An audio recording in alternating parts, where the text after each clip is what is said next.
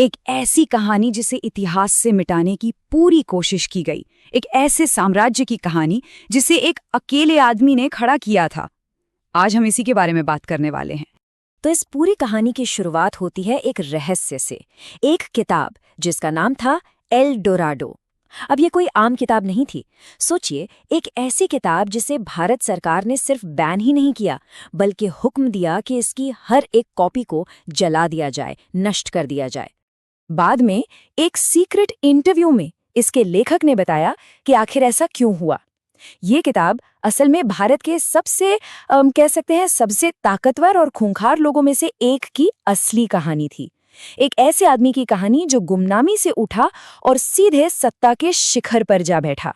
लेकिन इस इंसान को समझने के लिए ना हमें कहानी में थोड़ा पीछे जाना होगा, उसके बचपन में, उस भयानक गरीबी में जहां उसने अपनी मरती हुई मां से एक वादा किया था।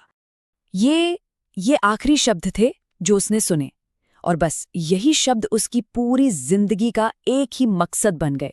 एक ऐसी आग बन गए जिसने उसे सत्ता की तरफ धकेल दिया। अब इसके लिए उसे कोई भी कीमत चुकानी पड़े, उसे फर्क नहीं पड़ता था। बहुत छोटी उम्र में ही उसने दुनिया का एक बहुत कड़वा लेकिन जरूरी सबक सीख लिया था कि मांगने से सिर्फ भीख मिलती है, इज्जत नहीं। इज्जत मिलती है छीनने से। उसके लिए इस दुनिया में ताकत ही सब कुछ थी। बस वही एक चीज थी जो मायने रखती थी। तो बस इसी एक मकसद को लेकर वो पहुंच गया 70 के दशक की बंबई। उस वक्त की बंबई क्राइम से भरी हुई, एक ऐसा शहर जहां उस समय दो बड़ी ताकतों का राज चलता था।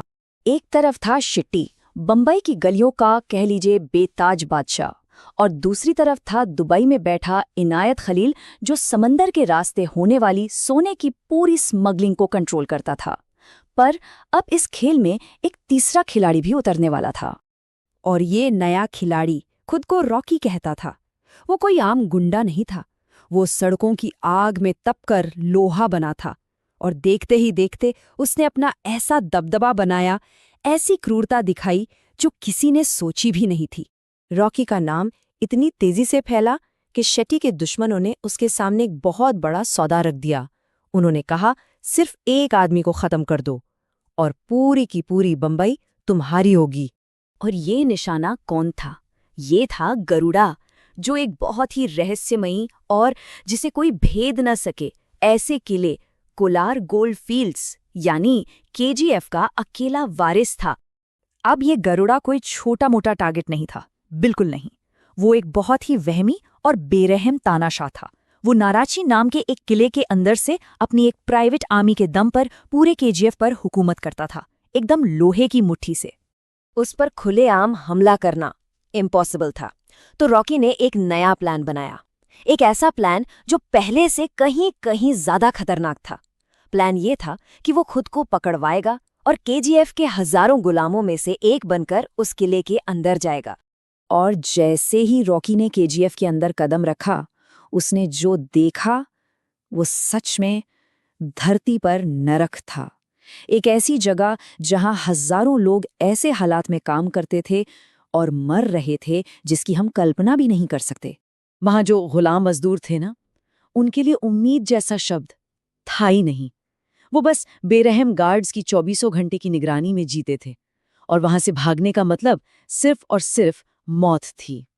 तो इस बेरहम दुनिया में एक कातिल जो एक राजा को मारने आया था, उसने कुछ ऐसा देखा जिसने उसके पूरे मिशन को, उसके मकसद को ही हिलाकर रख दिया। हुआ ये कि जब उसने अपनी आंखों के सामने गार्ड्स को एक माँ और उसके बच्चे पर जुल्म करते देखा, तो वो खुद को रोक नहीं पाया। उसने पलटवार किया, और बस उसी एक पल में उन हजारों गुलामों के लिए वो एक कातिल से उम्मीद की पहली किरण बन गया। जो गुलाम सालों से किसी मसीहा के आने की दुआ कर रहे थे, उन्हें रॉकी में अपना जवाब दिखने लगा। अब ताकत के लिए रॉकी की जो पर्सनल लड़ाई थी ना, वो एक बहुत बड़ी क्रांति की चिंगारी बनने वाली थी। फिर रॉकी ने अपना दिमाग चलाया। उसने एक ऐसी रणनीति बनाई जो कमाल की थी। सबसे पहले उसने पूरी खदान की बिजली काट दी, हर तरफ घना अंधेरा। फिर उसी अंधेरे और भगदड़ का फायदा उठाकर उसने गरुड़ा के 23 सबसे भरोसेमंद गार्ड्स को एक एक करके खत्म कर दिया। और फिर आया क्लाइमैक्स, एक खास पूजा के दौरान जब गरुड़ा सबसे ज्यादा कमजोर और बेफिक्र था, रॉकी ने हजारों गुलामों के सामने उसका सिर धड़ से अलग कर दिया। सोचिए, जहां 400 हथियारबंद गार्ड्स 20,000 लोगों को सिर्फ डर के दम पर काबू में रखते थे, वहां सिर्फ एक आदमी के एक एक्शन ने ताकत का पूरा खेल ही पलट कर रख दिया था। रॉकी अब एक बात अच्छी तरह समझ चुका था कि असली ताकत सबसे मजबूत होने में नहीं है। असली ताकत तो हजारों लोगों को ये यकीन दिलाने में है कि कोई है जो उनके लिए लड़ रहा है, जो उनके साथ खड़ा है। तो अपनी माँ से किया हुआ वादा पूरा करके वो केजीएफ का सबसे ताकतवर इंसान तो बन गया था। लेकिन जैसा कि उस लेखक की बैन हुई किताब बताती है, ये तो कहानी की बस शुरुआत थी। असल सवाल तो अब खड़ा होता है कि क्या